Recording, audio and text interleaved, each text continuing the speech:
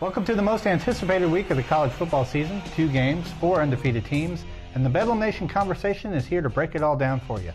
From the Dodge Sports Desk, I'm Mike Koehler, and joining me today, as always, are OSU football beat writer Scott Wright and OU football beat writer Jake Trotter. Guys, today we're really just going to get to the heart of it.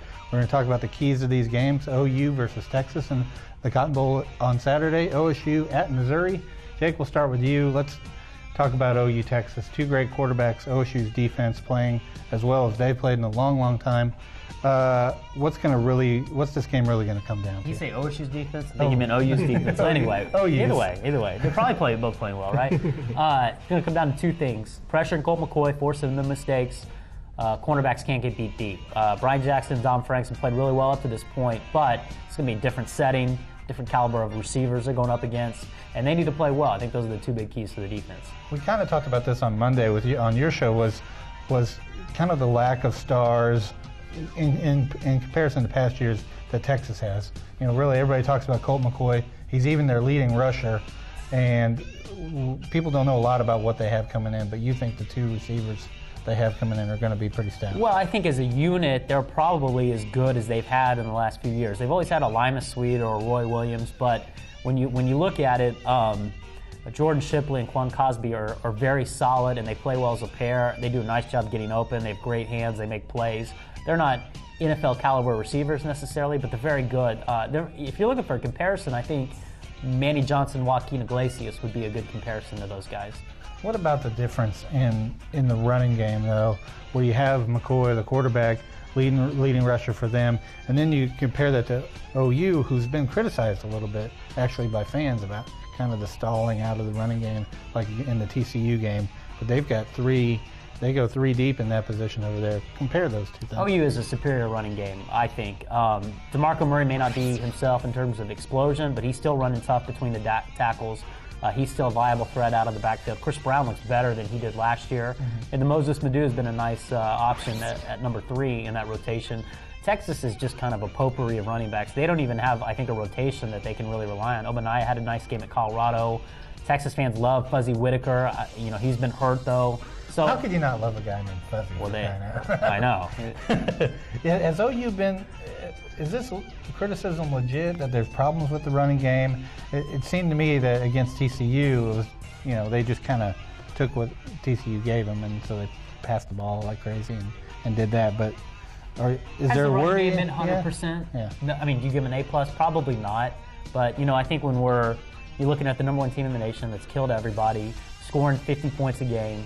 You're nitpicking a little bit when you say, well, the rushing game didn't have 300 yards, but they threw for 411 yards. So I think it's a little bit, you can only get so many yards in a game. Could the running game be better? Yeah, but at the same time, this team's scoring 50 points a game. They're throwing the ball on everybody. They don't need to run the ball all that great. They need to run it some, but to be successful, the key is the passing game.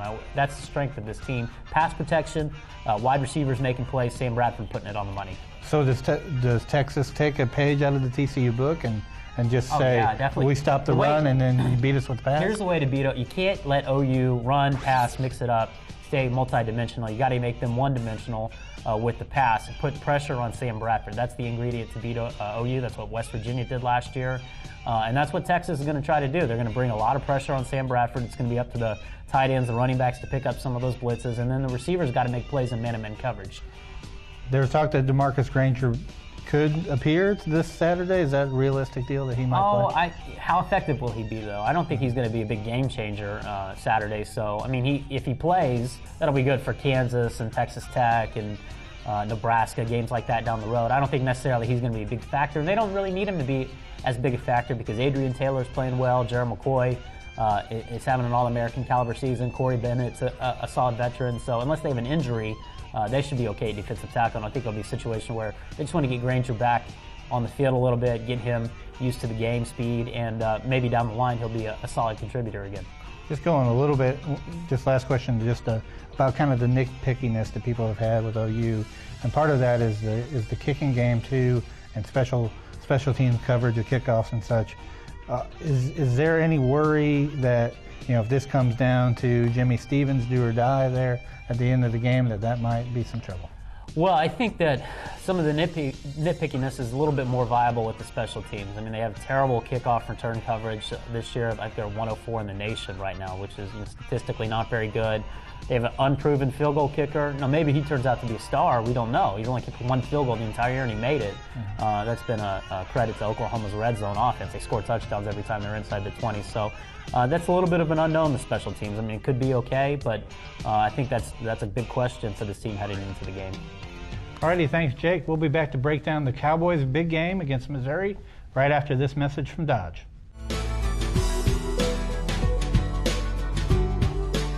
And we're back on the Bedlam Nation conversation. This time we're going to talk about the OSU Cowboys, undefeated, but with a huge game at Missouri. Scott, the Cowboys are a 2-touchdown underdog. What are they going to have to do to win this ballgame? Well, the biggest thing is create some turnovers, get the defense off the field without giving up points. The more they do that, the better chance they have of keeping themselves in this game. And with offenses that score as quickly as these two do, you don't know. 5 minutes left doesn't really mean anything in this kind of a game. So they've got to be able to either get off the field on third down or create some turnovers defensively and get the ball back in the hands of their offense. They did a good job of that last week against Texas A&M, but A&M and Missouri are two different animals here, I guess. Yeah, it really is. That was a good game for them to have to build some confidence. 5 turnovers, 3 3-and-outs, all in the first half on 9 possessions total. They only gave up an 80-yard run by Michael Goodson. That was the only positive yardage that A&M really had, really in the entire first half. So it was a good game for them to have going into this one, but it's going to be a lot tougher.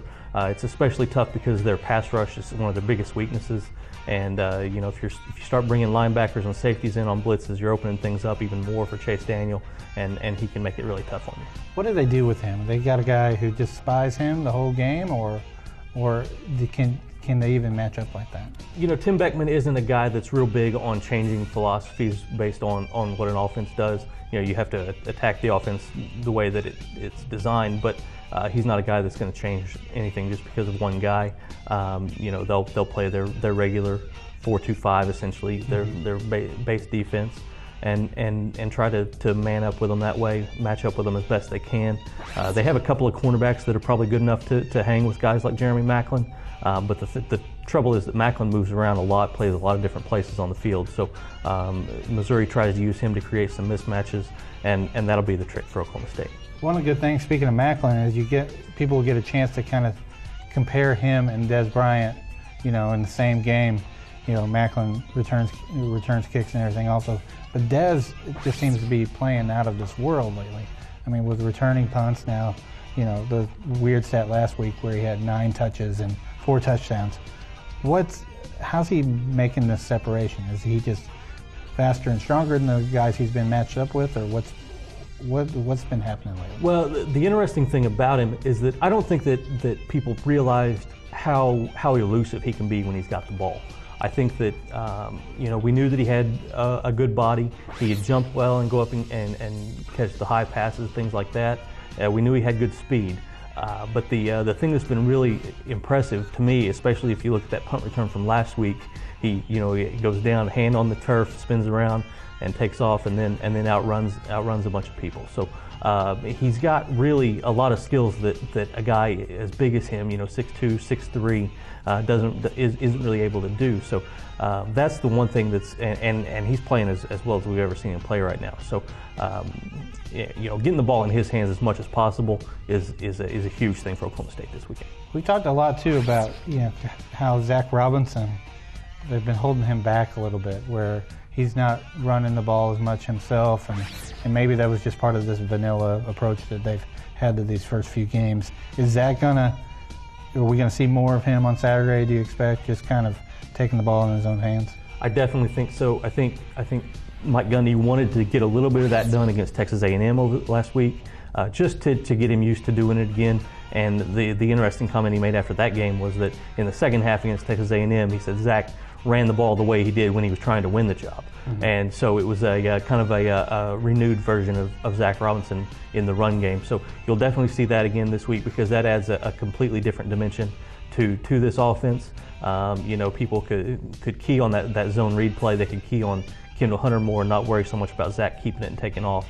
but now that's back into the game plan again, and that really opens things up for the running game. Kind of similar to what we were talking to Jake about with OU Texas is that OSU has a better running game than Missouri does. Missouri, just like Texas, kind of relies on that mobile quarterback to rush, and they don't have any superstar guys in the backfield as opposed to OSU. I mean, do you see that being the one big edge that Cowboys have over Missouri? Yeah, it really is. Derek Washington's a good running back, but he's not a great running back. He's putting up big yards because their offense is putting up big yards, and they're getting way ahead and being able to just run the ball and drive it down people's throats. As far as lining up and just running the ball and running over somebody, they're not that type of offense.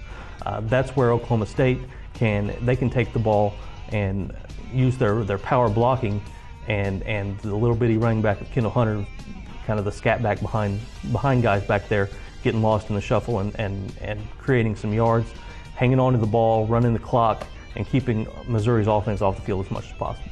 All right, last question. Brandon Pettigrew, what's the latest on him? If they don't have him, that's trouble, I think. Yeah, that's a really big loss if he doesn't play. It looks this week like he is going to play. Zach Robinson said he was surprised he didn't play last week. Some other guys were saying that it certainly they feel like he's going to be able to play. So it looks like he'll be out there. If they don't have him though, that would be huge. Not only in the passing game because he can draw safety away from Des Bryant and kind of keep secondaries honest, but he's a huge part of the running game as a blocker as well. So they really need him on the field this week. Alrighty, thanks a lot, Scott. We'll be back to wrap up the Bedlam Nation conversation with predictions right after this message from Dodge.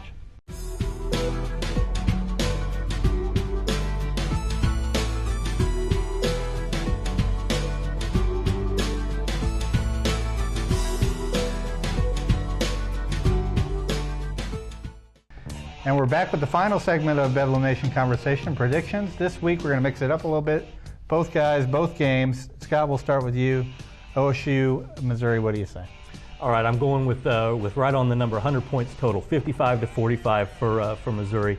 I think that Oklahoma State's able to beat that 14-point spread. Cover that, yeah. So I think they can hang in there long enough to do that, but I don't think they can go into Columbia and win. Well, Jake, what do you say about OSU first? Well, 20th year anniversary of the 1988 OSU-Nebraska game. Pokes going to be down 35-0 after the first quarter. Going to make a run.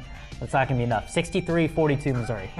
That was the score in the 88 Nebraska game. I think the game's going to get over about 1 o'clock in the morning. 63-42, yeah, have fun. Good luck on deadline. Read about the game online. Exactly. All right, what about the Texas game? I think Oklahoma's got the run game you guys talked about. I think is the big key. I think they're better there. I think Oklahoma wins 35-28. All right, Jake. Now Scott picked the team he covers to lose. So no pressure. Oh, no way. I'm going to go Oklahoma 24, Texas 17. Okay, and then you'll be done in time before his game I know. starts. I'm not watching my 63-42 running around. Alrighty, thanks guys. That does it for this edition of the Bedlam Nation Conversation. Be sure to look for in-depth and extensive coverage of OU and OSU football all weekend long at newsok.com, with video at newsok.tv, and stories every day in the Oklahoma.